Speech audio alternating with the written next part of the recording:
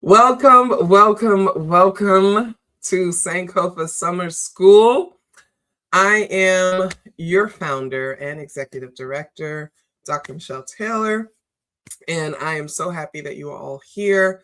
This is the first night of Sankofa Summer School, and so I'm very happy that people are able to make it and participate in this with us. I am going to be teaching a class today, and I'm going to have a special guest, which I'm honored to do.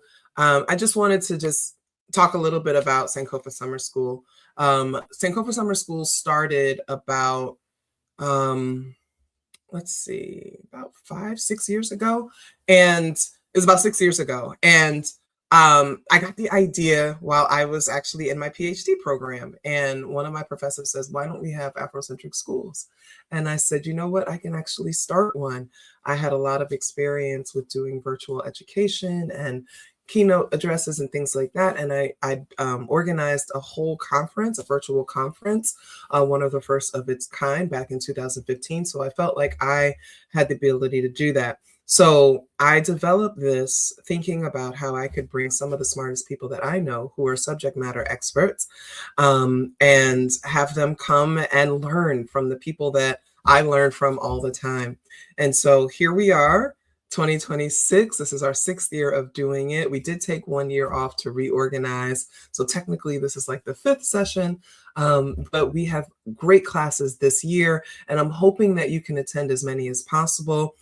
We shifted our model to pay what you can because we wanted to increase accessibility.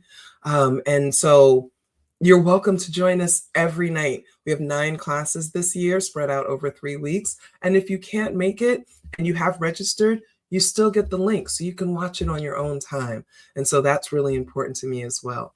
So without further ado, I will get into today's class, which is Black Cinema Matters, Harnessing the Power of Cinema to Tell Black Stories. Now, for those of you who are familiar with me and my research, you know that I love film. One of my monikers is Professor Cinephile. This is something that is super, super important to me. I'm glad to see people in the chat. I want to make sure that you all know that this is interactive. You can type in the chat, be part of the classroom. I'm going to do some interactive things with you all. We will have a Q&A session, so we definitely want you and encourage you to participate. That's why we switched to the YouTube format, because we found that that was a bit easier. Okay, so like we start out every Sankofa Summer School class, we read our statement on Afrocentricity. A lot of people are not necessarily familiar with what Afrocentricity is, so this is what we have on our website. Dr. Molefi K. Asante developed Afrocentricity as a theoretical framework in the 1980s. Since then, brilliant scholars have expanded the Afrocentric paradigm, giving us a template to guide our educational praxis. Simply, by being Afrocentric means centering Africana people in their own narratives and making them the subjects, not the objects of other people's stories. For most of us, our learning experiences have been primarily Eurocentric. We learn that European ways of knowing and being are the best and universally applicable. Afrocentricity challenges this notion of European white supremacy and encourages us to center ourselves as Africana people first and foremost. Definitely check in the chat. Let me know where you're watching from, where you're learning from. I'm excited to see you all there. So this is just a reminder that every class that you take at Sankofa Summer School will be taught by people of the African diaspora and will center people of the African diaspora. The classes are for everyone, but that is the focus, and I think it's important to affirm that. So our agenda today, we're going to do a brief history of some important Black films, some of which you may have heard of, some you may not have. Then we're going to have a fireside chat with filmmaker Jonathan Isaac Jackson. I met him on social media. I was so impressed by some of the short films that he produced that I reached out and I asked him, can you please come do this class with me? Because I think that there's something there about how we tell our stories, and I think he does a fantastic job. So we're gonna have some questions and have a little fireside chat.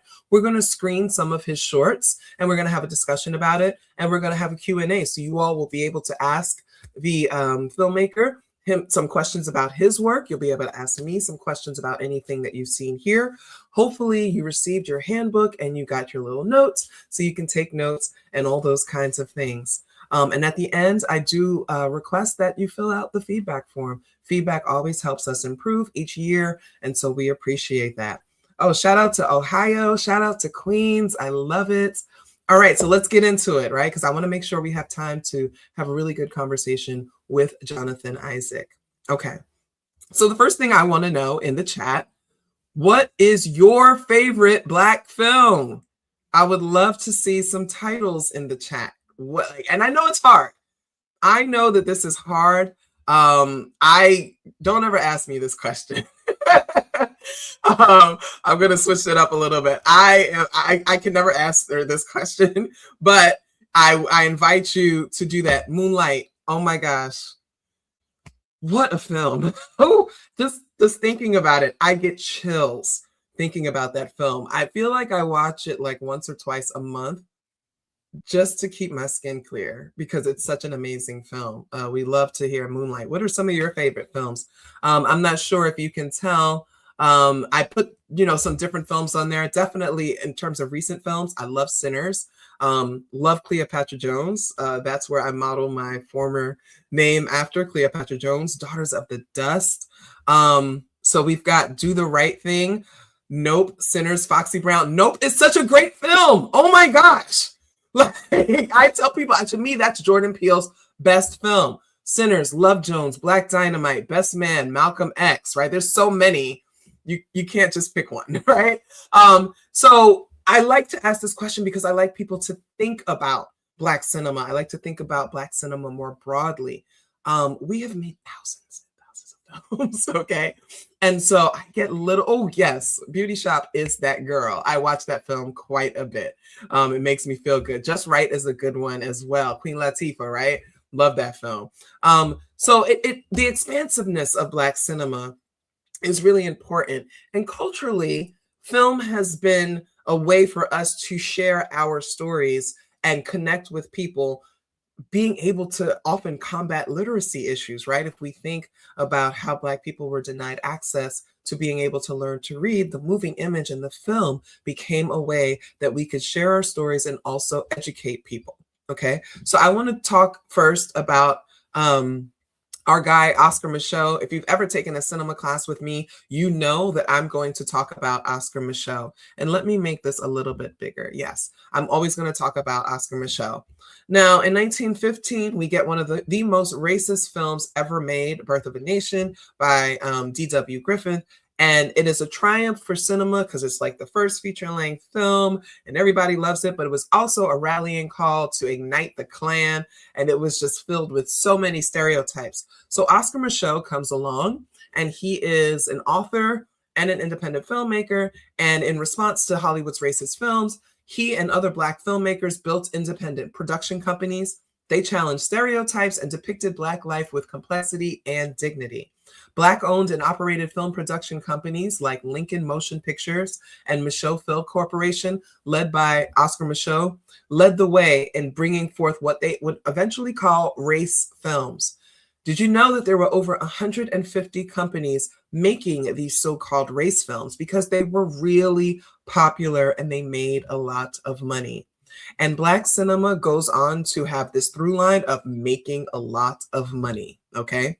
So Oscar Micheaux, he was the first major African-American feature filmmaker, began as an author, went on to make over 40 films, focused on contemporary Black life and race relations between Black and white people. He eventually receives a Hollywood Walk of Fame and a commemorative stamp, and he is considered the first indie filmmaker, not the first Black indie filmmaker, but the first indie filmmaker, because he had people approaching him. He had major production companies approaching him, wanting to make his films, and he was like, no, I want to direct them. You won't let me direct them. I'll do it myself. And he goes on to make 40 films. I have a couple of them on there: Temptation, Underworld, The Exile, The Betrayal. And they were so popular because he featured all colored casts and people really loved to see their representation. Here is I'm going to show you a clip of a film from Within Our Gates. If you've read my dissertation, this film basically opens my dissertation, but I just wanted to show you a little clip. Please let me know in the chat if you can hear it, because sometimes the sound gets weird. Now there is no sound. It's a silent film, so I don't even know why I'm saying that. Again, what is going on here? So this is during the silent era. Okay. And as you're watching this, I'll just read one of the most important films in history of Black cinema is Within Our Gates from 1920, which was written, produced, and directed by Oscar Micheaux.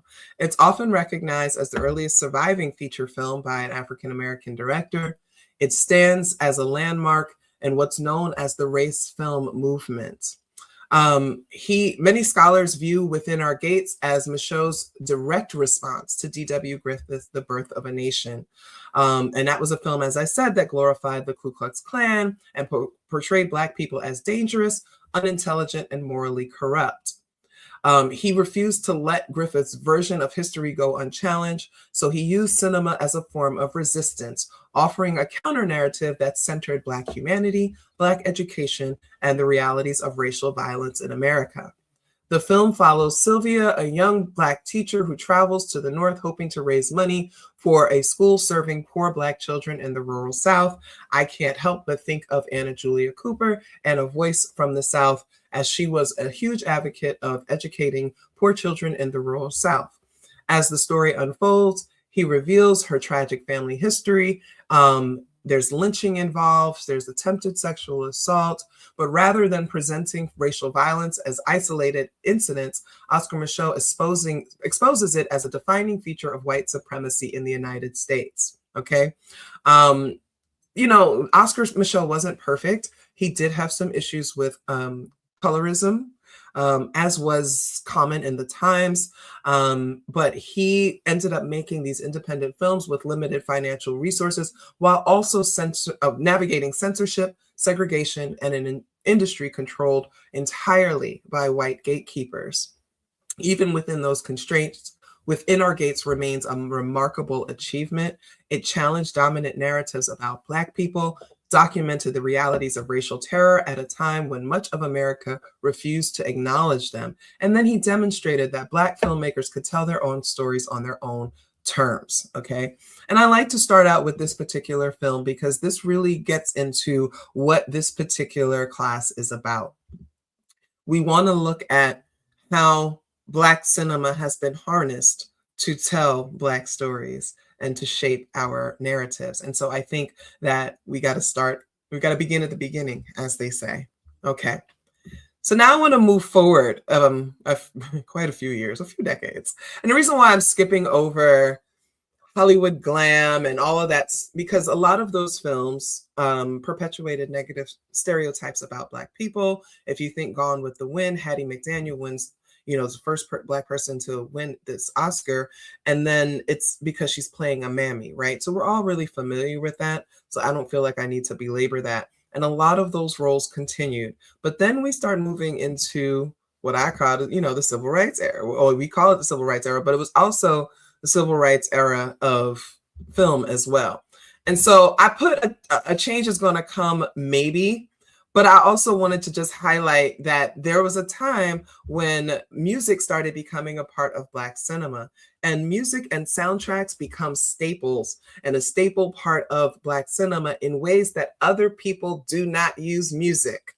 Yes, other people have scores that are very important. Christopher Nolan, for example, is really known a lot for his score. But the idea of soundtracks and the idea of using contemporary artists to create another character in the film through the music is something that I think was innovated by Black filmmakers. So in this film, which was released in 1961, it's called Paris Blues. It stands apart from most of the Hollywood films of the time because it places Black artists it focuses on Black artists rather than just racial conflict alone. And they are at the center of the story. As you can see from the clip, and I am going to show the clip, it stars Sidney Poitier, Diane Carroll, Paul Newman, and Joanne Woodard. Okay, now you guys know Paul Newman was like the dreamboat of the time, the white dreamboat of the time. Same with Sidney Poitier, right? So this film explores what it meant for Black Americans to seek creative freedom and personal dignity outside of the United States during the heights of the Civil Rights Movement. And so this is important. This story follows two American jazz musicians who are living in Paris, Sidney Poitier and Paul Newman, one black, one white. They've built their lives around music in this city, and they're both getting these opportunities that they could not get at home, but for different reasons. Their worlds change when they meet these two American women who are vacationing in Paris. That is Diane Carroll and Joanne Woodard. Each of them has to decide, as they are building these romantic connections, are they going to go back to America, right? And so we see like these scenes where these Black characters are falling in love with each other, right? This is fairly new for mainstream Hollywood films, right? We saw a lot of it with Oscar Micheaux and others, but it's Sidney Poitier and Diane Carroll who really start changing this. We've also got Carmen Jones comes out with Dorothy Dandridge and Harry Belafonte, but we start seeing Black love and Black music on the screen. So I'm going to play this. Now this one, let me know if you can hear it, because I'm just, you know. Can you hear it? Merci, Madame Noire. Can you guys hear it? Put a 1 in the chat if you can hear it. Being called Mr. Black now. Of course not. Why should I? That's what I am, a black man. You don't mind because that's a French kid. If that were an American. Excellent. You want to have fun or you want to discuss the race question? I can't separate them. Not with you. It's too important to me. It's... You.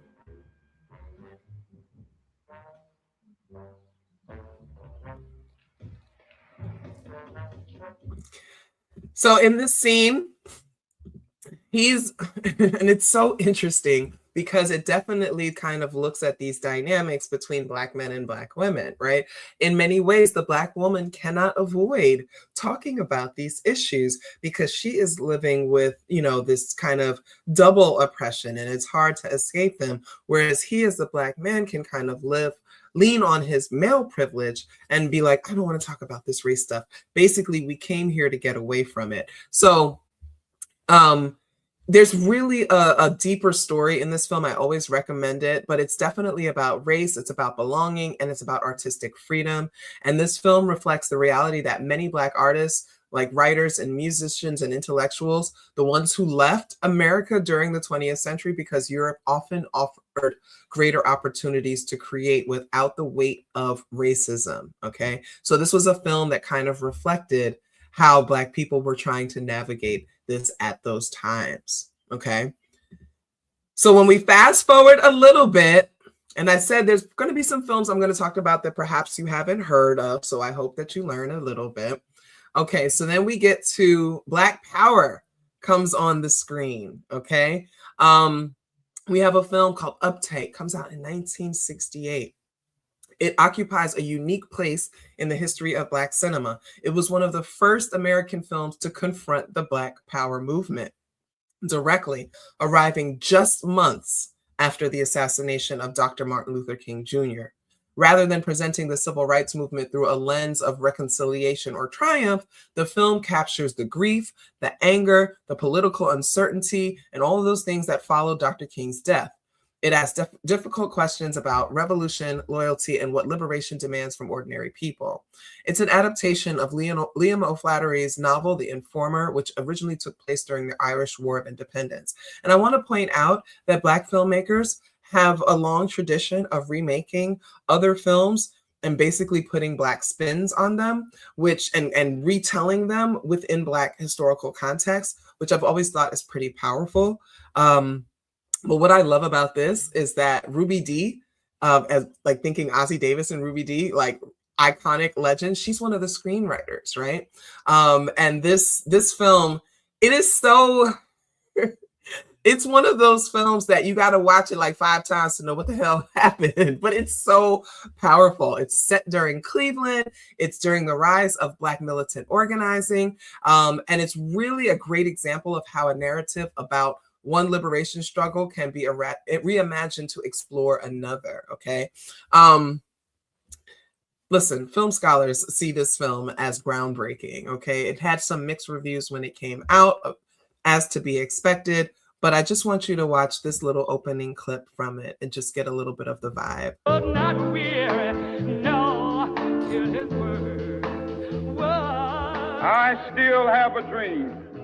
It is a dream deeply rooted in the American dream. I have a dream that one day this nation will rise up and live out the true meaning of its creed. We hold these truths to be self-evident, that all men are created equal. With this faith, we will be able to transform the jangling discords of our nation into a beautiful symphony of brotherhood. With this faith, we will be able to work together, to pray together, to struggle together, to go to jail together, to stand up for freedom together, knowing that we will be free one day. Let freedom reign from Stone Mountain of Georgia. Let freedom reign from Lookout Mountain of Tennessee. Let freedom reign from every hill and molehill of Mississippi, from every mountainside. Let freedom ring, and when this happens.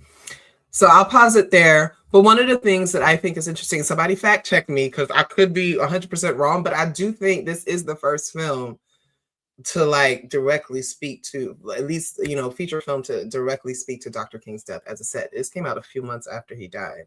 So they really moved fast with this. And what I really love is how they're capturing different segments of the Black population and showing how everyone, no matter where you stood politically, was devastated by the death, right? And then what that led to, right? So, you know, the Panthers had started 2 years before that. They were formed after X died. And then after King dies, something really shifts for Black people. And that's the Black bourgeoisie, the impoverished Black folks, the educated, the uneducated, doesn't matter. Everyone was affected by this. And so I think that this film was really important because it captures a lot of that tension that was going on. And it might be the first one, I think, to do that. Somebody fact check me. That's just my understanding. All right, so I want to move forward because, like I said, I want to make sure we have time to have our guest come on and really have a great conversation and enjoy his work. So Black women enter the chat. Okay, I have to talk about the sisters. You all know that's my jam. All right. So actually the first feature film by a Black woman is called Losing Ground, and that came out in 1982.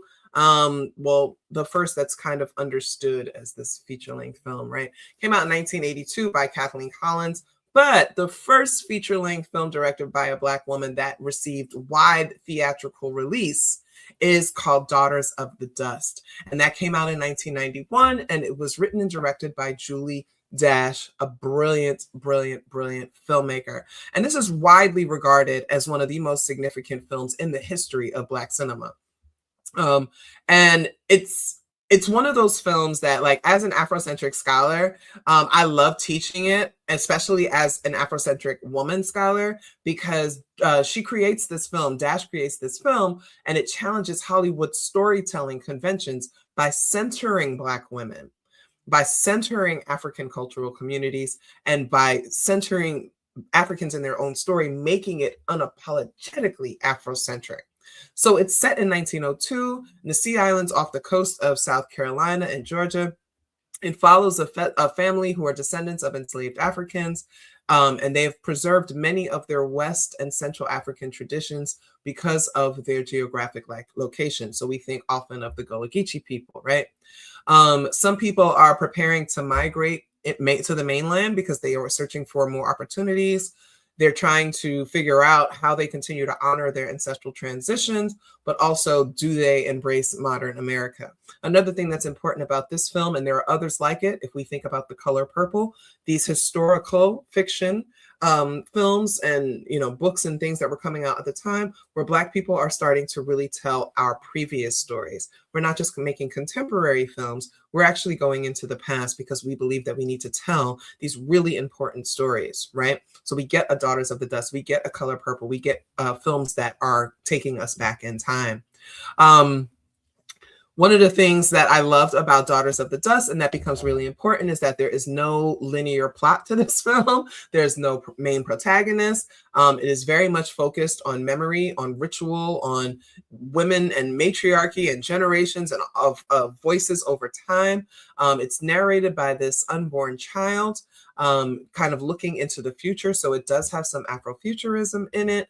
And I believe there's people that have written about the Afrofuturism of this film. It's a really, really powerful film. And I love it because it presents Black motherhood not just about biological caregiving, but as cultural stewardship. And if you have followed anything that I've talked about, you know I often talk about how Black women and Black mothers are the bearers of culture. And this film really, really embodies that. So it's a super important film. If you haven't seen it yet, I want you to, but also check out this quick scene, which I just think is just beautiful. We the bridge where they cross over, we the tie between then and now, between the past and the story what to come.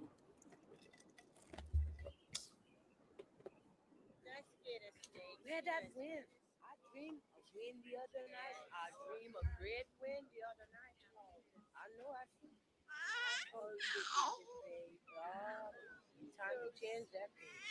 Anytime you bring me a wind like that, it means change. I know.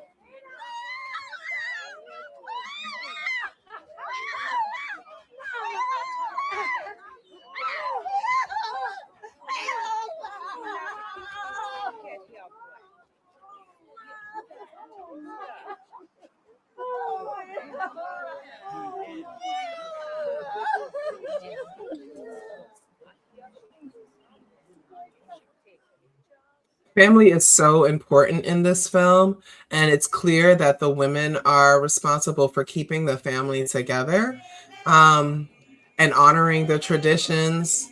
Like Julie, like the music, the way it's shot, just everything is just fantastic. But we are running low on time, so I am going to pause it.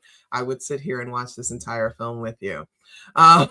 So we move forward, okay? I'm not going to show any clips from any of these films because these are really popular films, and most of you have seen at least one of these films. But urban cinema emerges in the late 1980s and the 1990s as a wave of films centered on Black life in inner city communities. As someone who grew up in the hood, these films meant a lot to me. They present youth culture. They talk about systemic inequality. They talk about friendship. It's coming of age. Then there's violence, but there's also aspiration, and there's also survival. Some of the key filmmakers are John Singleton, Spike Lee, the Hudlin brothers. Singleton's Boys in the Hood offers a socially conscious look at South Central Los Angeles. It explores fatherhood, policing, structural racism. Menace to Society is a bit grittier, and it portrays cycles of violence and limited opportunity.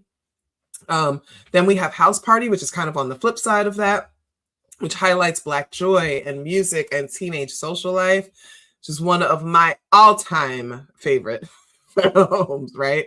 And then Do the Right Thing, we know, becomes easily one of the most important films in Black cinematic history.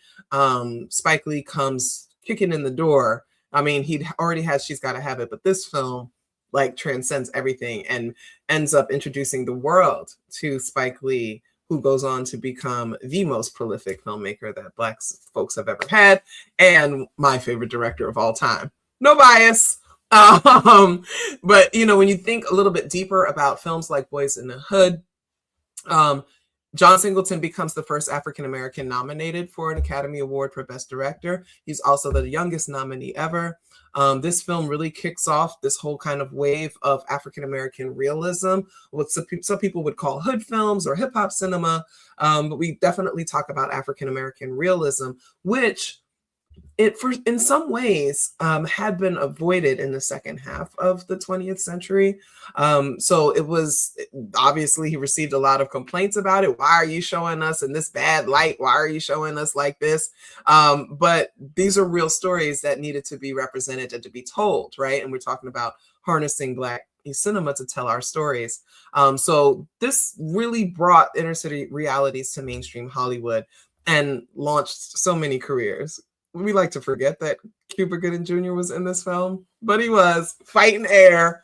And then he goes on, Show Me the Money, right? All right. And then finally, I just wanted to quickly talk about the biopic Um, Black biographical films occupy a special place in the history of Black cinema because they recount the lives of influential individuals, but they also reclaim history from a perspective that has too often been ignored, distorted, or erased. And so for generations, Hollywood either excluded Black historical figures altogether or filtered their stories through white perspectives. So Black biopics challenged the tradition by centering Black experiences, Black communities, and Black ways of understanding history. One of the most celebrated examples is Malcolm X in 1992, directed by Spike Lee. Many people will agree or will believe that it is the best Black biopic ever made. It like really borrows from Malcolm X's autobiography. Then we've got Ray, which to me is the best thing that Jamie Foxx has ever done in his natural Black life. He got the Academy Award for this. Denzel should have gotten the Academy Award for Malcolm X, but that's okay. The transformative nature of this film was absolutely just, you learned a lot of things about Ray Charles you ain't need to know, but Jamie was fantastic about this. And then Black women's stories have also been there, and they're actually becoming increasingly popular, but I really loved introducing Dorothy Dandridge, which starred Halle Berry, and she chronicles the life of Dorothy Dandridge, who became the first African-American woman nominated for the Academy Award for Best Actress. No, she did not win. Halle Berry, ironically, goes on to win and become the first Black woman to win that award, and she wins it for Monsters Ball.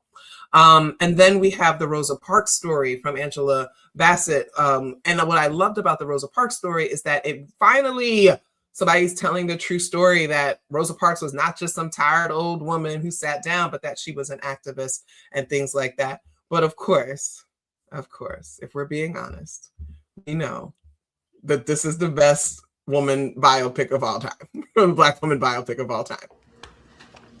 Because Angela Bassett did her big one with this, right? And of course, this is What's Love Got to Do with It, where she portrays Tina Turner, one of the most important singers of all time, right? We know that this was the one.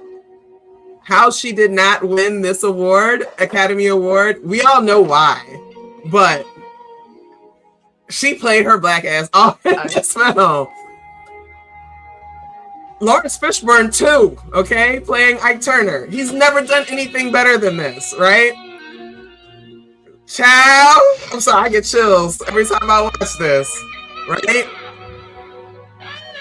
But the point that I'm making is that the Black biopic really is one of the ways that we can recover history, and we can make sure that we're telling our stories and that the truth gets out. All right, now we move into the second half. I'm actually pretty good on time. I said half hour. Okay, here we go. All right, y'all. So Jonathan Isaac Jackson, MFA, is a filmmaker, Paul Robeson Award recipient, and founder of The Colored Section, a New Orleans-based production company grounded in the principles of Third Cinema, a global movement dedicated to decolonizing filmmaking, audiences, and cinematic storytelling. I wrote about Third Cinema in my dissertation, and I wish I had cited you. I wish I knew you then. Anyway, his first feature documentary, Big Chief Black Hawk, was nominated for Best Documentary by the American Black Film Festival and the Black Reel Awards. He was named the top Hollywood South film of 2021 by NOLA.com and acquired by American Documentary and World Channel in 2022. His second feature, Who in the Morning, was produced and filmed in the Bahamas and has screened throughout the United States, Caribbean, and Europe, including with the British Film Institute. His most recent project, which we're going to discuss today, The Black Narratives, is a series of interconnected short films spanning the years 1618 to 2143. Executive produced by Wendell Pierce and Erica Woods, the series combines oral history, archival anthropology, and Yoruba cosmology to trace the spiritual and cultural continuity of the African diaspora across centuries of displacement and resistance. Jonathan holds an MFA in film from Vermont College of Fine Arts. His work seeks to develop a cinematic language that illuminates the celebrations, rituals, and living memory of Black communities while affirming the enduring connections between African-descended people and their ancestors. So everyone, please put a 1 in the chat to welcome Jonathan. Oh, you got to turn off your YouTube thing because it's echoing. Yeah, so if you had the YouTube going, you got to turn that off because it's getting the feedback. Welcome, welcome, welcome. No, I can still hear myself. I wonder why. Uh-oh. See? Do you have it playing somewhere else? I don't think I do. Well, now it sounds good. I don't hear. Oh, no. Y'all hear echo? Let me know if y'all hear echo because I'm hearing an echo. Yeah, an echo from me? No, it was from me. I was hearing myself on your end. Yeah, but it's okay. It's good now. We're good. All right, Jonathan, thank you so much for being here. Yay, I'm excited. So I told you I was going to change it up a little bit. Like we were trying to figure out like how we were going to do this. I said, I'll take care of the first part. You come in and you do your big one.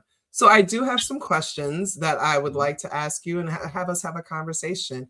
Like I said, they said they heard the echo, but it's better now, right, guys? All right. So we have some, I can still kind of hear it. I just want you to just double check and make sure that you don't have me open. Yeah, I only have you open on. Okay, we're good. We're good. We'll just work through it, y'all. It is what it is. Technology, Mercury retrograde, whatever. So anyway, tell me what inspired you to become a filmmaker? I know that's a basic question. We always ask our filmmakers that, but what inspired you to become a filmmaker? I mean, I grew up off of, I guess my parents set me in front of a TV and I watched a lot of HBO. But essentially, I was writing at a young age, and my mom kind of championed that. So I think storytelling was always in me. And then when I became a teenager, obviously music was blowing up as far as hip hop. So music videos, specifically Hype Williams, stuff that was shot by Malik Saeed.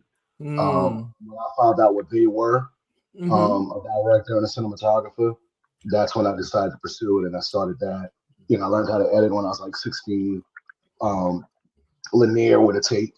So that's kind of where it started, but I would probably say storytelling.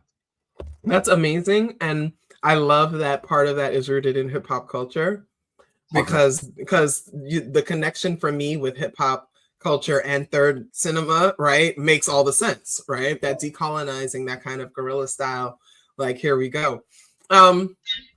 What's your? I know you're gonna hate this question, but like, what's your favorite film about Black culture or history? Like, and what impact did it have on you? I would probably say, well, the favorite is Mother George. The most impactful is Do the Right Thing. So Do the Right Thing, that was something that I remember my mom went and seen it. And the way my mom operated was, I couldn't watch R-rated movies unless I watched it with her. And I didn't want to watch them with her. So Do the Right Thing was the first movie where she was like, all right, you can watch this on your own. Like, I need you to see this. And as far as Mother George, like I was knee deep in her filmmaking, and it wasn't when it first came out. It was maybe 3 or 4 years later, but some kind of way I happened on it, and that was the first film that I seen that was made by Black people, showcasing it's Nigerian culture, right? New York Black culture, and that was just absolutely beautiful to me the way it was shot. And that leads to like this lifelong obsession of the cinematographer Bradford Young. So yeah, Mother George is the one I'm always recommending. It's the one I'm always watching. But Do the Right Thing, that movie, no matter when I watch it over the years, it's still brilliant. Like it's not. I'm not saying like obviously what the film is about, but it's more so just the way that he directed that film. In the way that it's acted. Did I freeze? Hold on, y'all. Oh, what the hell? Hold on. Hold on. I'm gonna leave and I'm gonna come right back. Right? I hate everything right now. Hold on, y'all. We're gonna edit this out. I'm gonna leave and I'm gonna come right back. Okay, hold on.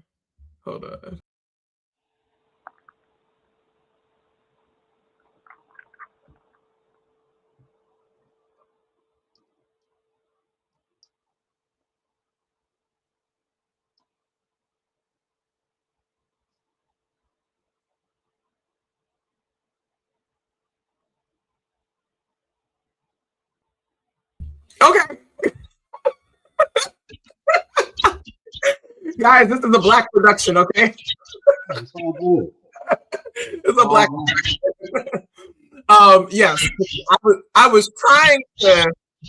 I'm still hearing this echo. God, why am I still hearing this echo? But anyway, I was trying to put in the chat what the film was, and then it just said nope. So whatever. So let me see. Let me close that one. All right, good. All right, so I'm gonna show a clip now. Hold on, let me just make sure. I want to share my screen. I have to share my screen again. So I'm gonna show a clip from the first film that we're gonna show. The short one is called "I Learned from the Master." Why don't you set this up for us a bit before I hit play? Tell us, how this came to be, and just I know it's a short film, so we're going to get most of it, but just set it up for us. So this is my MFA thesis. This particular, which the MFA thesis is a bunch of, and I think we'll get into that a little later, but it's just a bunch of vignettes essentially about Black culture in America. This specific one was rooted. Each film is kind of like an idea or a question I had, and this one was kind of rooted in. And this is what I explained to Wendell when I was kind of directed it. It's kind of my exploration into like a Black Republican, like what makes somebody think that way. Okay. To a certain extent. All right, let's get into it, y'all.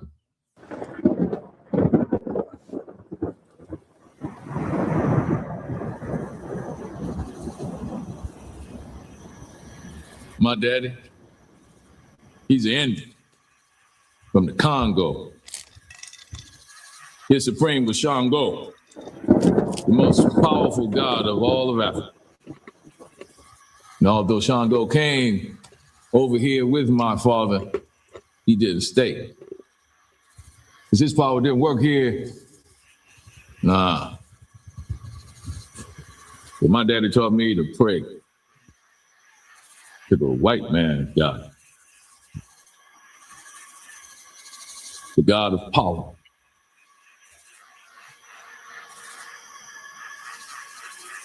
So I prayed. So I prayed and I prayed and I prayed. And so when Maza asked me who was trying to leave the plantation, I told him. So you got Mike, Johnny, Jimmy.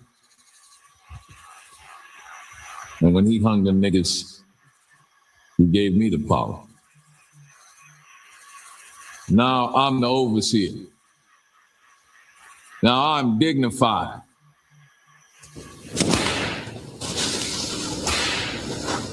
Now I know a lot of them other niggas think I'm going to hell. But see, here's a little secret. I don't believe in the white man's God. And I don't believe in their hell. But nigga, I do believe in their power.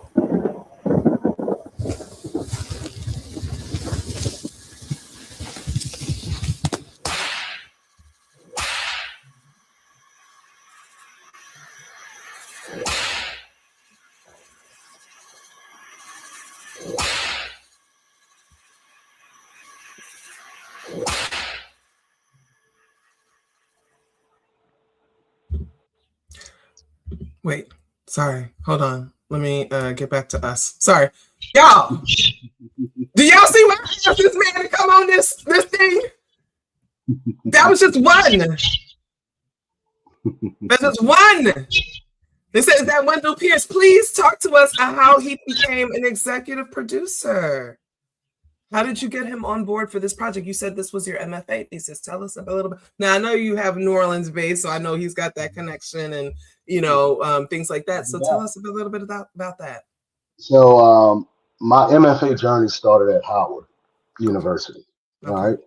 So I was at Howard and I was on Twitter, which I'm not on Twitter anymore, but I was on Twitter. And there was a discussion about The Wire and Treme. And I love The Wire. I think it's the best show ever made. And I hate Treme. So I put something in there about, The Wire being the best show and Treme just being whack.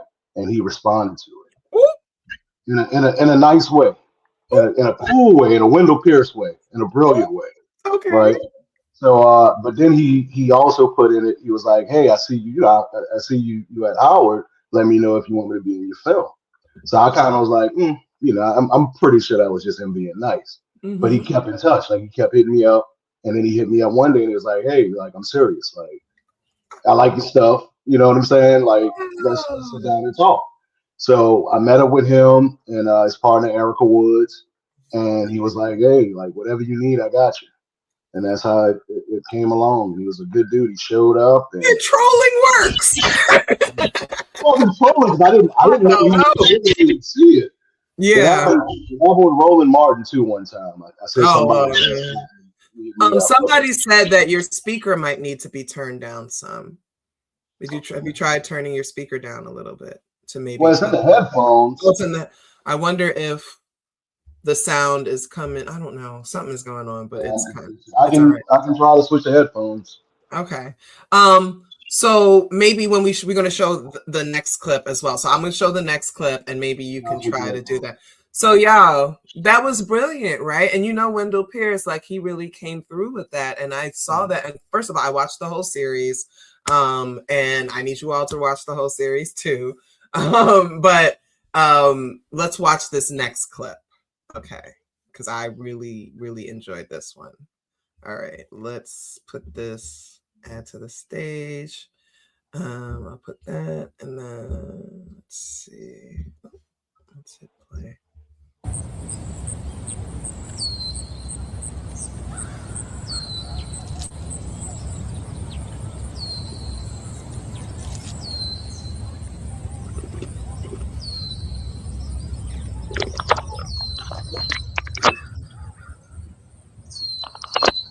Ever wonder about the dialogue of people in the plantation in the early 19th century? Or for that matter, the language of our people will sound like in the future? I do.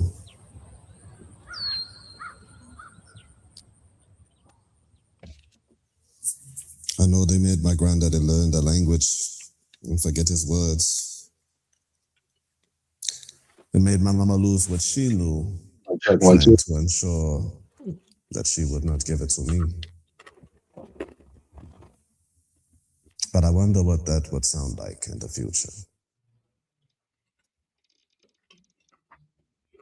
The traces of my granddaddy's language are floating around a little. But even though the old words still linger, I wonder will they erase the sounds?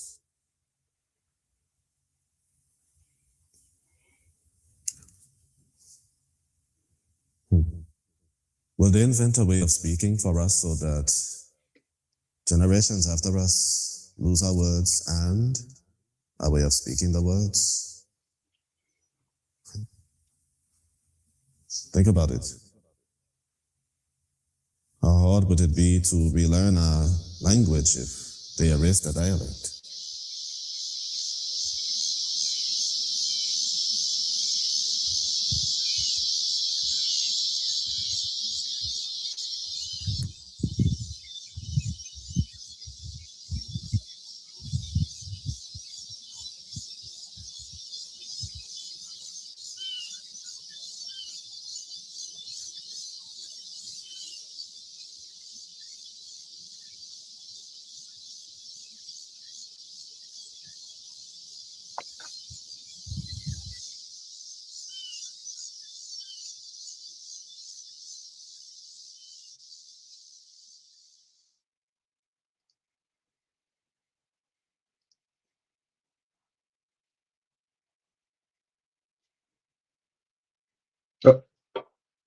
Sorry. Take you us good. to the Bahamas. What took you there? Because you mentioned, like we were talking about, you did some work in the Bahamas and stuff. Mhm. Do you have a personal connection to the Bahamas or something else? My producing partner is from the Bahamas. Okay. That wasn't shot in the Bahamas though. I Okay. just made it the But the Bahamas. story was, yeah, I know. So so I'm talking, I guess, more the idea of like telling the story from the Bahamas and taking it outside of the United States. What it was your producing partner's idea or yours, or tell us a No, little so bit about that. the original that one's called Word is Bond. The original idea behind that one was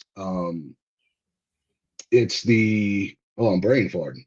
That's okay. It was the accent. That's what it was. All right, I'm tripping.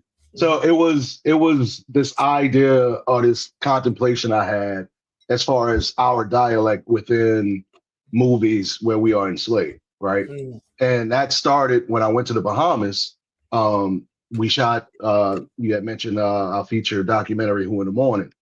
And when I went to the Bahamas and I talked to PJ about it, I was like, if an enslaved person, if I heard an enslaved person speak, it would probably sound more Bohemian because Bohemian is it has a link to England. Obviously, it also has a link to Americans. There's a lot of Bohemians who speak like they're from Miami, but there's also Bohemians that have an accent. And I figured that it would, an enslaved person, even in New Orleans, would likely sound like that. I just didn't believe that they would sound the way they sound in film because they likely knew multiple languages. And if anything, I felt like if they spoke like that, they would be essentially dumbing themselves down for their own protection, right? But speaking amongst each other, I just wouldn't see that. So then I went and did the history, and it came from writing, from Uncle Tom's Cabin, and then it went into minstrelsy. And then when we have these films now, again, we have these enslaved people who speak, in a certain diction that I don't believe they speak in. So it's a enslaved person. We shot it on the Whitney plantation. Oh, but love the Whitney. it's an enslaved person contemplating language. Yeah. Like this is how they'll, if they get us, this is how they're gonna get us. They're gonna erase. Imagine how hard it would be to reconnect to something if we lose the dialect of it. Right. So that was kind of the impetus of it. But set in the Bahamas, that was kind of like, I just thought it'd be cool for it to be like in the Bahamas in that time period. Right. So the historian in me appreciated this because of the accuracy, because you're absolutely right. Right.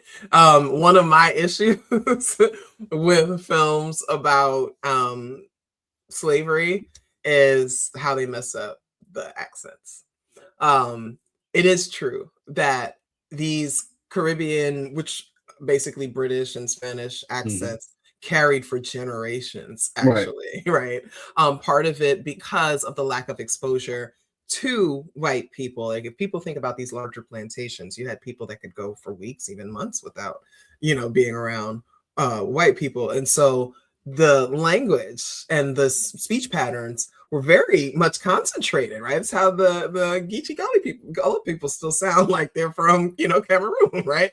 And so yes, on these plantations, particularly in like New Orleans, Florida, in places like that, their sound was like that, but also in the North, because in the whaling societies, right? So if you look at Massachusetts, it's interesting. I'm reading a book about this, historical fiction about this now, but Haitian, Bajan, who else? Cape Verdean were very dominant there, and those accents carried too. And it takes a while. We're talking like Reconstruction-ish for people's accents to start becoming more Americanized, and particularly after 1808, when they stop importing people, when it becomes illegal to import people. So I really just appreciated the historical accuracy of this and this questioning that this man had. I just thought it was incredibly powerful. And I'm going to show one more. Oh, you go ahead, please. Yeah. So the two things, I think that again, I believe that in most cases, it's not necessarily an accident or it's not them getting it right. I do think it's purposefully done to subjugate us and to subjugate our history. But the other interesting part of this was when it came to casting, and this comes from when I tried to cast another film and got auditions. It's interesting that when you're trying to cast a Black person to play a role of a Black person, how they automatically audition in that cinematic form with that cinematic dialect, right? They play down that character. So when I was doing this, that was the biggest fear. Like I told Wendell, hey, when you play this, like just talk. Like do not talk like they talk in the movies. With like that, an old boy said, right. slow down and ignorant, whatever he said. I was like, that was Gian. Gian is the person that's acting in Word Is Bond. Okay. And I told him, like, you know, I had that whole speech, but I said, you do what you feel. And what he did in his accent, his people come from Honduras. So that was him. That was him doing an imitation of his uncle. I love it. So, but that was the interesting thing. Like I said, if I would have had auditions for this film, it would have been interesting to see how people would auditioned as, you know, these roles or these characters based on what we've been taught. What we've been taught. That is so, oh my gosh. Like I watched the films, but now, guys, this is the first time I'm talking to him about this. So I'm just sitting here kind of like, oh, you know, I'm not a filmmaker, although I do have an idea for a short film, but like I'm a film scout. So I think about these things and I'm just like, my mind is blown. I'm so honored right now to be in conversation with you. Let's show the final one. Let me make sure I'm actually sharing my screen because I stopped sharing it. All right, let's see. All right, and this one, the Queer Creoles of New Orleans. I will let you talk about this after we show this clip. This is actually my favorite of the entire series. Okay, well, I'm just, you know, a little fruity. Okay.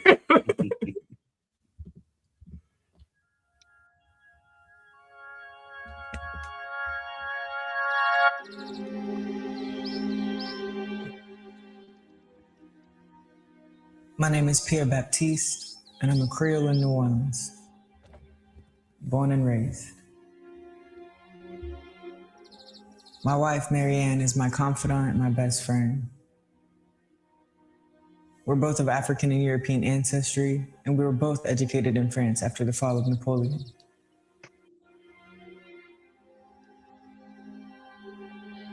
We live in a section of New Orleans called the Treme, where we operate several businesses and own several properties.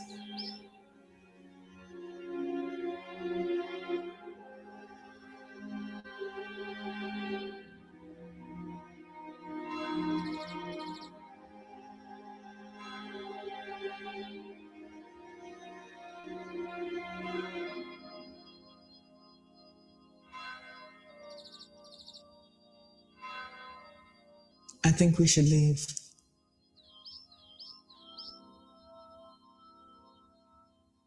Leave Treme? Look, there's nothing for us up north. No. Haiti.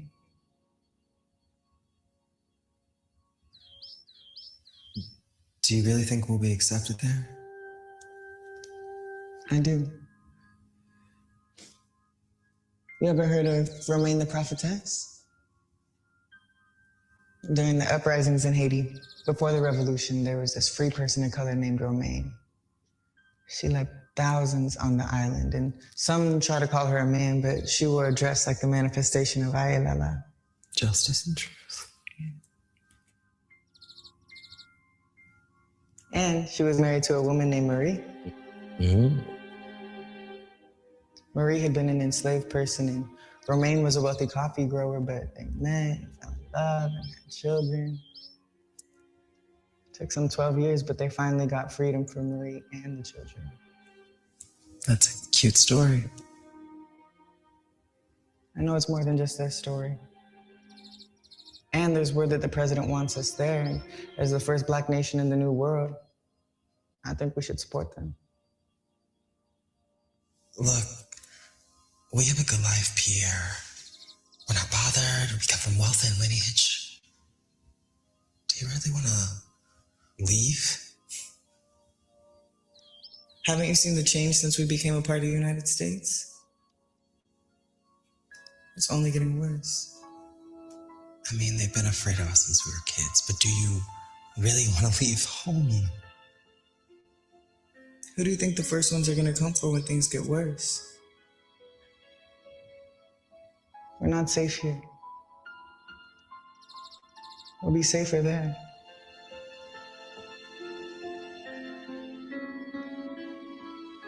As my confidant, my business partner, we have to make this decision together.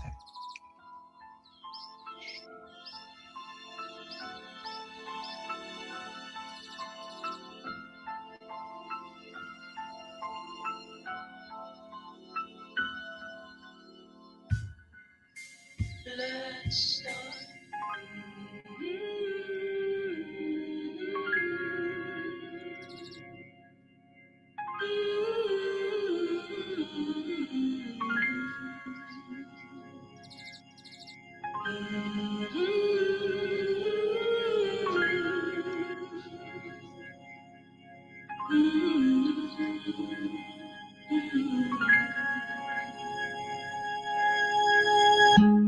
My name is Pierre Baptiste, and I'm a Creole in New Orleans, born and raised.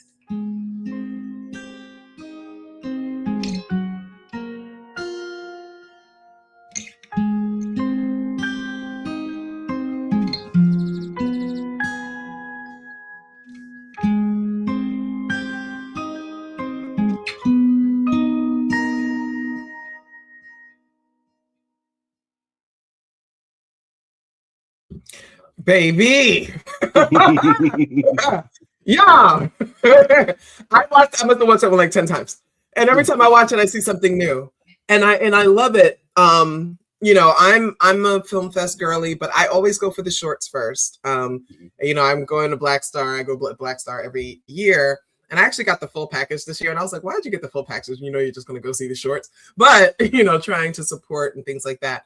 I am such a shorts girly because I just love what filmmakers are able to do when they're being concise and precise. And so there was a feature-length film in that short, right? There was just so much in it. First of all, it's beautifully shot. Just, and then there's history there. There's all kinds of things. And then there's also this kind of look to the future, this Afrofuturism, like this idea of something that we're grappling with now. Do we stay or do we go, right? So many people right now are having these conversations with their families. And so I chose this also because I felt it was timely, right? These conversations are happening, you know, real talk. Tell us about this one. How did this one come to you? What was this about? Give us a tea. So with the Queer Creoles, so everything had been essentially written, and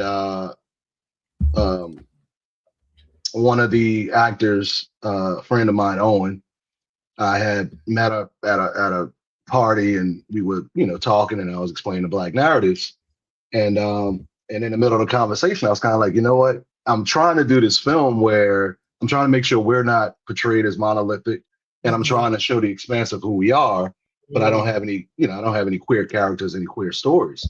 So I was like, if I write something, you know, would you be in it? And Owen was like, cool. So the idea of it, and both Owen and Niche, both of them are trans. The idea of it was to write a queer story, but I started researching trans identity in history, and I found out about Romaine the Prophetess, who was a part of the Haitian Revolution. So you had a trans person leading part of the Haitian Revolution, which I thought was extraordinary. So I just wanted to see if I could capture that. And these are two. There's also a piece of it, like, you know, with New Orleans, there was a lot of stuff going on. There was obviously slavery, but there was also wealthy Creole people. So these are educated Creole trans people in the 1800s making a decision, knowing what's coming, right? And that's, you know, obviously with me writing it, it was the whole Trump implications of it. But you know, you see what's coming, and you see the persecution coming. And at the time, you know, when Haiti first was established, there was a call to see if they could bring some Black Americans to Haiti. So that's why the reference of the president is saying, you know, hey, we should go back and start that. And overall, I did write it to be a feature. And the overall arc and story is about artificial intelligence that's created devoid of whiteness. And what would that look like? What would it be? And see, I picked up on it. I knew there was some futuristic stuff there. Yeah. I felt it, like it's palpable. The stories being told are being taught. That's how they're training the AI. Got it. And the AI, at the end, the AI makes a decision to leave. Got it. So that also was planted in the queer Creoles, where it's like, we see what's coming. If we can, why don't we just leave? So yeah, that was the idea behind that one. Oh my gosh. And I also picked the wardrobe, which I'm proud of. Come on. Yeah, the little costume design now. I was proud of myself. So I used to do costuming and hair and makeup when I was in our drama troupe in high school and college. I really loved doing those things. And I miss being on stage. Like, so I transfer, like, I have this like theater background. And so, people are like, oh, you're public speaker. I was like, yeah, because I have a theater background. I'm actually really good on stage, but I love Black performance, Black performance of life. Right. And I just so fixated on that. But I want to make sure that we open for questions. If the audience has any questions at all for Jonathan, about the films, about filmmaking or anything like that, being a Black filmmaker, if you have any questions for me, I just wanted to, as people put some questions in the chat, just really quickly, can we touch on this whole, I'm so tired of trauma porn conversation that happens? Can you just say a little bit about, like, as somebody who actually makes films about enslaved people and, struggles that Black people have had, and you're telling this kind of truth, how do you respond when people are like, I'm tired of slave movies, I'm tired of slave stories, I'm tired of hearing about this, how do you feel about that? So the impetus of why, like, the films that I made, because they all have a link to a certain extent. One of my favorite filmmakers is Barry Jenkins. And I started watching Underground Railroad. And I want to say it was the first episode, there was a Black person being burnt. And the narrative before this came out was, the Black lens, right? He took this essentially bell hooks expression and put Black lens on it step instead of the oppositional gaze. So he promoted it as that, but in like the first episode, there was a Black body being burnt to a point that at one point of it is like a point of view of the Black person being burnt. And I didn't finish the series, and I love Barry Jenkins. I didn't finish the series because I was like, this is too much. Like, it literally is too much. Just so you know, right? It just wasn't good. But that was too much. Yeah, it wasn't good. And I think this dude is literally like a brilliant filmmaker, but that was too much. So what that did is it made me analyze like what are we doing and what are we watching? So the films that I make, Big Chief Black Hawk, that's about Mardi Gras Indians in New Orleans, and it's exploring the history of it, right? It has connected to Who in the Morning, again, exploring the history of Bahamas and Junkanoo. And then that's connected to Black narratives, that's looking at all these different narratives. And the thing is throughout all of those, we can talk about our ancestors, but instead of talking about the persecution that we went through, we talk about the rebellion. So the masking Indians are rebellious situation. The Junkanoo is an entire rebellious ritual. I love that. So that's my job as a filmmaker. Like, I don't want to, it's who you make. And that was the big question I had for Barry, was like, who are you making this for? Because you ain't making it for me. So who are you making it for? And we do know that answer. And I love Barry, but we know that answer. So that's the thing about what I'm doing. Like, I am making films for Black people. I'm making films for a Black audience. So when Black people say, hey, I love that, it looked good, that's when I feel good. I'm not worried about other people. I want y'all to, like, my analogy is, hey, y'all invited to the cookout, but nobody, don't bring nothing. No raisins in a potato salad. Don't bring anything. just come and hang out and chill. But the food that I'm making is not for you. I'm making our food for us. So, like this school, that's what State Open Summer School is. It's like you exactly. And engage, but this is, what we're about. So the idea of even using the N-word, like with Black narratives, like it has a purpose and a point that's not used throughout. I'm exploring religion in that film, because I'm trying to figure out how do we or can we tell these stories? Like, it was a challenge. Can I tell these stories without having to show Black people in bondage and traumatizing the Black sections of my audience? Yeah. So yeah, I personally believe that, you know, the trauma that we see in filming, because if you're a good filmmaker, you can do a lot of different things. Yeah. If you feel you have to show a Black person being beat during slavery, that doesn't make any sense to me. Or like I said, at the extreme of showing a Black person being burnt. Like, there is context and there was reason for it, and I don't want people to not make films about us being enslaved, but there's nuance to it. And I feel like what we see outside of the series Roots, right? There's a question about Roots. Right, How do you feel about Roots as seen through the lens of trauma fetishes or just in the scope of Black cinema in general? I feel Roots was different because Roots gave us a lot more context, right? And also Roots was a television series, so there was it was limited. Yeah, there was there were some FCC limits on what they could do. I said, when you get the Underground Railroad, and I love 12 Years a Slave, but when you get to stuff like 12 Years a Slave, like, we're getting graphic with the beating of Black bodies, and that's just re-traumatizing us through cinema. And I feel that they're doing it because they are appeasing their masses. I feel like, you know, when they send a script in or they send a cut in, and this comes from the reading of James Baldwin, he talks about how he was writing Malcolm X, and they hired him to write it, and then they hired somebody else to essentially translate it to the studio. So he wrote a scene about Malcolm meeting somebody when he was Malcolm Little, and he felt there was this beautiful scene, and the translator took it and was like, nah, it needs to be this, it needs to be that, like just adding in more BS. You see what I'm saying? So I feel like, you know, in order to you know, get past this humiliation ritual of Hollywood, you have to do stuff like that. Like the Black narratives, I feel it didn't get in the Black stuff, and it did get in the urban world. But I feel like if Black narratives had more traditional pieces, if it had somebody getting beat, you know what I'm saying? Or if it had, that's an interesting indictment. If it had a beautiful interracial relationship between master and enslaved, like, I think that it probably would have been a little bit more successful in the festival run, because people don't want to. I think people want to see it, and that's why I make it. But it's not something that the system and the industry they want to be a part of. Like, Black trauma porn is fruitful, like, it makes them money.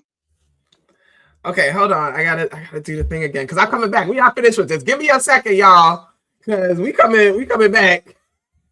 I'll be right back. Give me 2 seconds. I hate this thing. I hate this thing. Oh.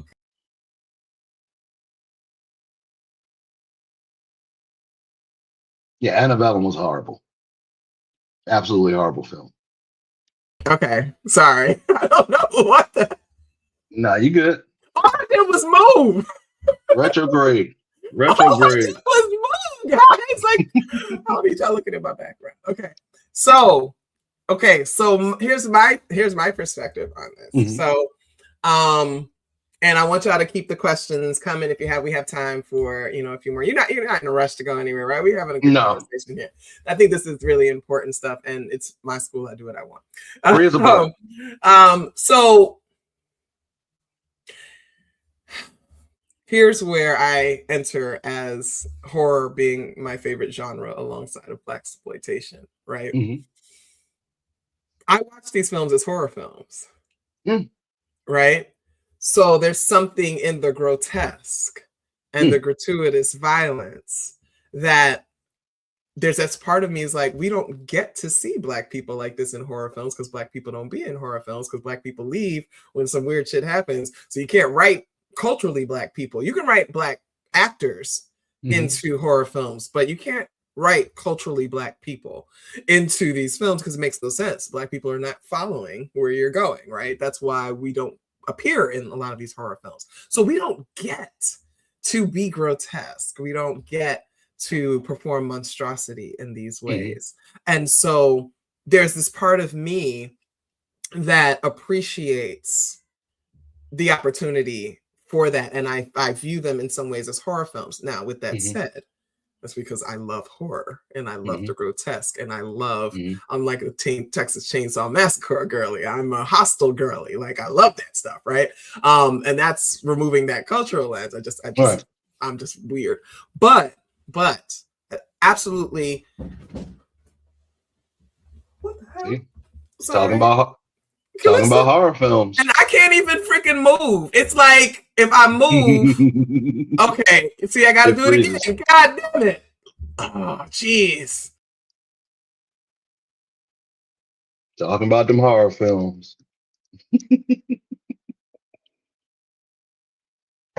hates me. I don't know why it hates me. All I'm gonna do is just keep the 2 windows open so I can pop in. That was like some ghost or something. I don't know, either that or my cats.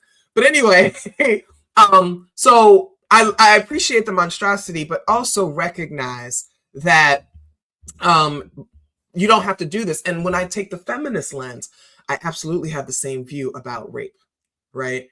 I don't need to see sex scenes in film unless it's a sexual film. I believe the suggestion of intimacy is so much more powerful than the gratuitous display of it. Yeah. And anytime a woman or a female character is being sexually assaulted, I'm like, why are we showing this? Right. Can't you be more creative in showing of it? So I agree with you and what you're talking about in terms of just straight up in the abuses of Black bodies when telling these stories of the enslaved. What are y'all doing, right? Antebellum, 12 Years a Slave, all these things. Like we don't actually need to see that. The suggestion is enough. And we do need these stories to be told. So I get worried that when they go too far, it pushes people away from wanting to consume the films and thus missing the history that they need, right? And so I'm like, you all have to figure out how you keep telling these stories without alienating and traumatizing the audience. And you owe it to Black people to not invoke that generational trauma that lives deeply in all of us, right? And so I think about that. But then the historian and the professor is me, like, if people ain't watching this, they're not learning nothing because they damn sure ain't reading about it, right? And so I have that tension there. I remember Nate Parker's Birth of a Nation. I just moved again. Okay. Oh, Jesus Christ.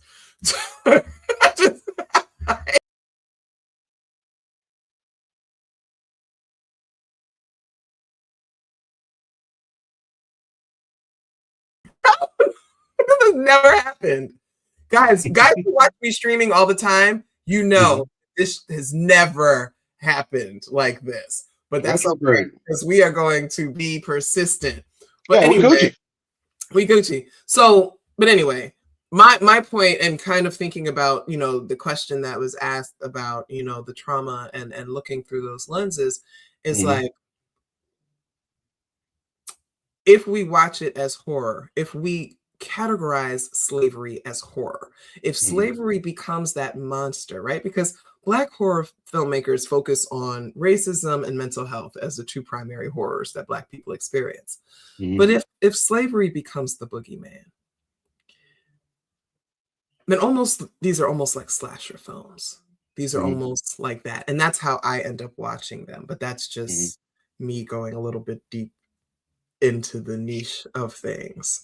Like I said, I think that again, I think it's a systematic Hollywood construction, right? I in doing this research for the Black narratives, there was something called the slaves narratives that were basically I think it was the WPA sent a bunch of people out to interview Black people who had, like, older Black people who were essentially alive during slavery. And there was one, it was the story of Mary, a woman named Mary Reynolds. And she told a story about how her mom and her dad met. And her dad was a free person from Ohio, somewhere up north. And he came down to the South with a white man and they fixed pianos. So they went to this plantation to fix these pianos. And he was on the plantation. He was straight, almost like Django. And the dad seen the mom and he thought she was beautiful and he went and talked to her. And he asked how much, how much do I have to pay to, can I just buy her from you, out of slavery? And the master said no. So the dude just went and worked on a plantation so he could be with the woman, and he got married and he had kids, right?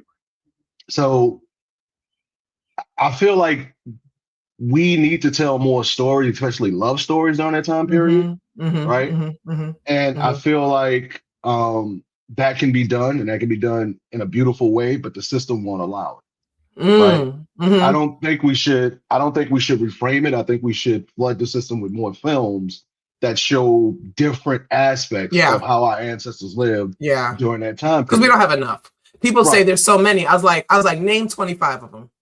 I bet We don't want the stories of our people being enslaved to not exist and act as if like, our ancestors didn't get persecuted during this time, but to focus on the and to show it in deep detailed context. There's so many right? stories that could be told. Like that's what the choices that are made and what you're going to show when you show somebody being persecuted. Like that's the issue. And I feel, my opinion is that if you're sitting in a room, if I'm sitting in a room as a filmmaker, whether a producer, a director, or even a cinematographer, and it's a Hollywood system, that's what I'm going to be asked. Like, all right, so that's a beautiful love story, but like, when do we see like is there a confrontation between him and the master before like when he asks, and is the master like, because I just feel like he would be offended, right? And then when he gets offended, like, could he like whip him instead of him like just saying, all right, well, I guess that's the way it is. Right? Like, I'm thinking about Clay Kane's burning down Master's house. So my Revolutionary Book Club just finished reading that book and discussing all the ways in which Black people got their lick back. Throughout that, you know what I mean? But that's the other side of it. Like, we don't see that. We see the abuse towards us, but we don't see enough of the abuse. Because we rebelled, we revolted. Absolutely. There's way more stories that we don't know about. I'm pretty sure there's stories that they hid where they were revolting. They were just like, yo, we just gonna act like this never happened. There's stories that I teach that like I've had, like I teach my students, I've had other professors sit in and be like, where'd you learn about that? I dig for stuff because the stories, there's so many stories that exist and have been documented, but they have not been shared widely. And so I make sure that I teach my students, and the historian in me, especially, so, kind of blending the historian aspect and also the film aspect. It's like, y'all, we have so many stories to tell, but you're right. The gatekeeping and the discrimination and the stories that they won't allow to be told, that's where that tension is. And that's what I know filmmakers like yourself have to contend with, because you are decolonizing, you're telling the truth, you are being Afrocentric, you are being exactly what we need, but that does not appease the white gaze. And a lot of the white people that watch these films are sadistic, barbaric people, right? Who are descended from their sadistic, barbarian ancestors. And that bloodlust and that sadism still exists in them. And so they're going to give these people awards for giving them the grotesque thing that they wanted to see to satisfy their bloodlust. But when you talk about rebellion, it's the same reason that they'll teach Dr. King, but they won't teach Malcolm X or Huey or Bobby and things like that. They want to make sure we'll give you doses of it. Yeah, we'll tell you a little bit about yourselves, but we're not going to teach you about rebellion. We're going to make Nat Turner out to be this horrible person because he killed children. So what? You killed children too.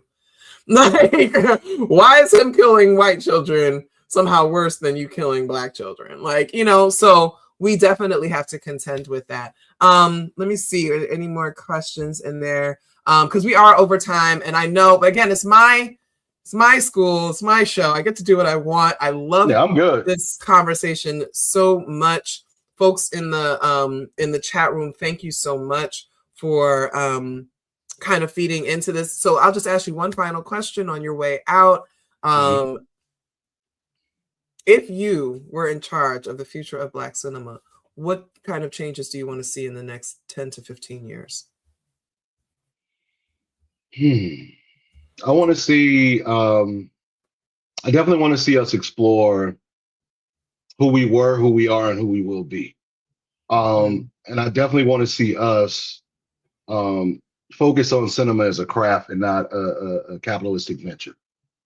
All right, like I said, the situation, the issues of me as a filmmaker, of me in employment per se, is that what I'm trying to create is not for a system, is not for an industry, right? But I also do understand that the industry moves wherever the money moves. So I feel like, if we can consistently make good stuff, and again, this has already been done. Julie Dash, Charles Brunette, Arthur Jafar, Bradford Young, like they've all been able to do this to a certain point at a certain level. I feel like if we can, and I don't hate on the Tyler Perrys, right? I don't hate on the Tubi movies, but I feel like, I hate on Tyler Perry. I'll do it for the both of us. It's okay. But I study him. I study him. I study him as much as I study Spike, though. So I can't hate you without studying. I've seen everything that Tyler Perry has made. Yeah. I've seen a lot of it. Most of it at least twice. And I got this. Wendell did hook me up with Spike Lee, so I did get to sit down and that's have beautiful. a conversation with Spike Lee. But yeah, I would just like to see us, back like with Spike, like his run of She's Gotta Have It, School Days, Do the Right Thing, Mo Better Blues. Like if we could have, I'll go back to the, we had a great moment, the John Singletons. The 90s, the 90s were the 90s were huge for Black media and Black art. I think Dead Presidents is one of the best films that nobody is really paid attention to enough. I want us to get back to cinema as a craft. That's when I felt like it was a craft, and I feel like right now it's content. I think I agree. It's content. It's mass produced.